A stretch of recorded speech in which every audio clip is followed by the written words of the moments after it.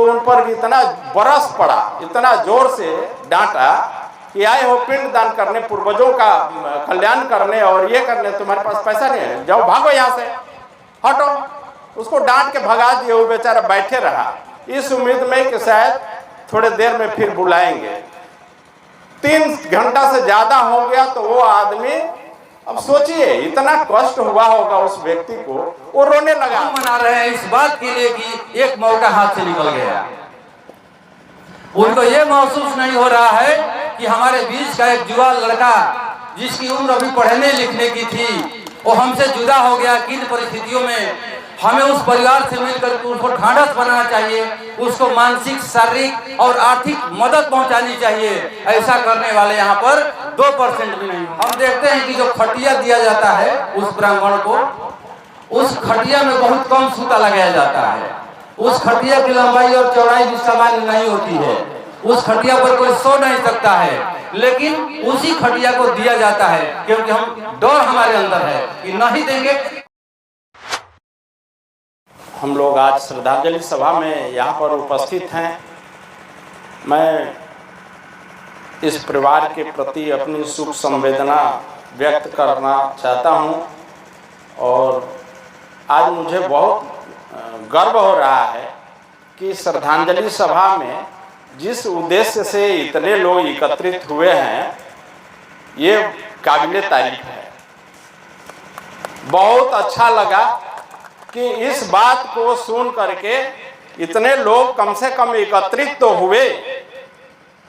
और विशेष रूप से मैं वीरेंद्र सिंह यादव जी को विशेष रूप से मैं बधाई देता हूं, इसके लिए उनका अभिनंदन करता हूं कि उन्होंने इतना साहस दिखाया।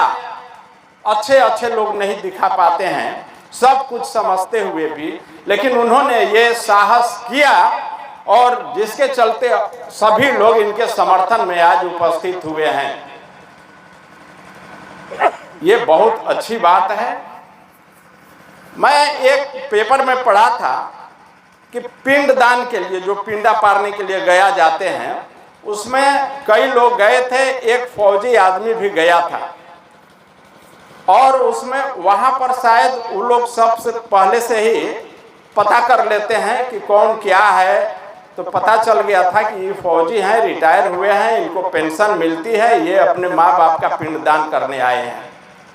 देखिए उनका मैक्सिमम पैसा पहले ही सब निकालवा लिया कि यहाँ इतना दान कर दीजिए, 1100 रुपया दान कर दीजिए, 501 रुपया दान करते करते उनका जो ले करके गए थे 15-16 हज़ार रुपया, वो पहले ही खर्च हो गया।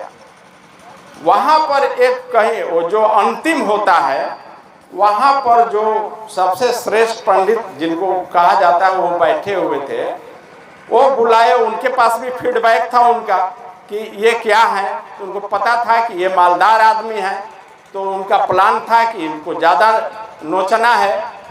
वहाँ पर गए, बोले कि 11,000 रुपया यहाँ पर रखो। तो बोला सर हमारे पास 11,000 रुपया नहीं है, 300 कुछ रुपया बचा हुआ है, सब पैसा पहले ही लोग निकलवा लिए। तो उन पर इतना बरस पड़ा, इतना जोर से डांटा कि आए हो पिंड दान करने, पूर्वजों का कल्याण करने और ये करने, तुम्हारे पास पैसा नहीं है, जाओ भागो यहाँ से, हटो। उसको डांट के भगा दिए, वो बेचारा बैठे रहा इस उम्मीद में कि शायद थोड़े देर में फिर बुलाएंगे। 3 घंटा से ज्यादा हो गया तो वो आदमी, अब सोचिए इतना कष्ट हुआ होगा उस व्यक्ति को, वो रोने लगा। आदमी वहां पर रोने लगा वो आदमी कि मतलब हमारे साथ आए और लोग का काम निपट गया, हमको बैठा, मेरा नहीं कर रहा है काम। वो रोने लगा आदमी। फिर उसको जो पैसा था उसको ले करके उसको बहुत डांट डपट, मैंने बताइए यही बेइज्जती सहना बाकी रह गया है? तो इस सब से कुछ शिक्षा लेनी चाहिए और कम से कम जागरूकता फैल रही है। मैं इससे बहुत खुश हूँ। हम लोग को दूसरी जगह भी जाना है, जरा मैं अपनी वाणी को विराम देता हूँ। बहुत बहुत धन्यवाद। जय भीम, जय संविधान, जय विज्ञान। मार्गदर्शन के बदौलत इन्होंने सहज स्वीकार करके इस कार्यक्रम को आयोजित करा करके इस गांव में एक प्रकाश का पुंज स्थापित करने का काम किया है, ये काबिले तारीफ है। साथियों, बातें सारी हो चुकी हैं। वही बात जो संविधान सम्मत नहीं है, जो सामाजिक परंपरा के अनुसार नहीं है, यथोचित नहीं है, वही काम हम करते आ रहे हैं। मानसिक रूप से हम कमजोर हैं, इसलिए हमें ये सोचना है कि यदि स्वर्ग में हमको जगह लेना है, स्वर्ग में हमारे संबंधियों के लिए स्थान सुरक्षित कराना है, तो सबसे पहले कौन जाएगा वहां पर? सबको पता है कि कौन जाएगा। हमारे लिए वहां पर जगह नहीं मिलेगी, कोई आवंटन हमारे लिए नहीं है, लेकिन हमको ये लालच दिखाया जाता है, हमें फरमाया जाता है कि आपके पूर्वज, आपके जो रिश्ते नातेदार हैं वहां जाएंगे। वहां जब जाने की बात होगी तो पहले वो जाएगा जो हमें दिग्भ्रमित कर रहा है, हमारे लिए कोई जगह नहीं मिलेगी। मैं एक छोटा सा प्रसंग बता रहा हूँ अपने गांव का। अभी 2024 में हमारे गांव के हीरालाल जी का एक पुत्र था जो दिल्ली में रहता था, नौजवान लड़का, हम लोगों के सामने उसकी पैदाइश हुई थी, वो मर गया। मरने के बाद कुछ लोगों ने बताया कि इतनी कम उम्र में लड़का मर गया है, जरूर कुछ ऊपरी हवा है।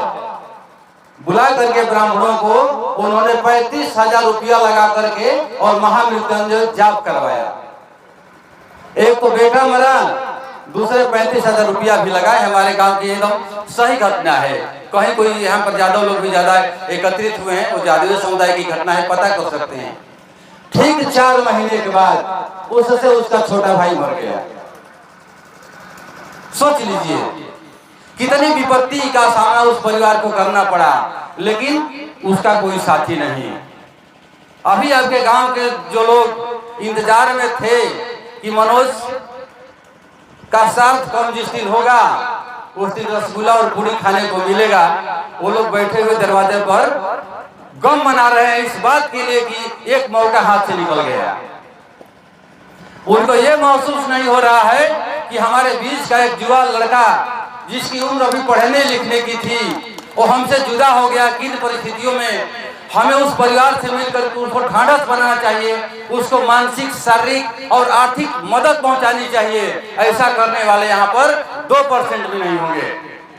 लेकिन मैं दाद देना चाहता हूँ वीरेंद्र सिंह यादव का कि विभिन्न कठिनाइयों को, विभिन्न लोगों के बातों को अनसुना करते हुए इस तरह का जो कार्यक्रम आयोजित कराया, आप अपने गांव में एक मिसाल बनेंगे और आप पथ प्रदर्शक बनेंगे। आपके रास्ते पर अनेक लोग चलेंगे, ये हम यही अपेक्षा है। ज्यादा समय नहीं लेना चाहूँगा, वक्ता भी बहुत ज्यादा है और उस कार्यक्रम में जाना है हम लोगों को। चौकिया के बहुत धर्म का आयोजन है, तो जो आपसे उस तरह का कार्यक्रम करा रहा है, कुछ लोग ऐसे हैं जो करना नहीं चाहते हैं लेकिन उस परंपरा को निभा रहे हैं। हम देखते हैं कि जो खटिया दिया जाता है उस ब्राह्मण को, उस खटिया में बहुत कम सूता लगाया जाता है।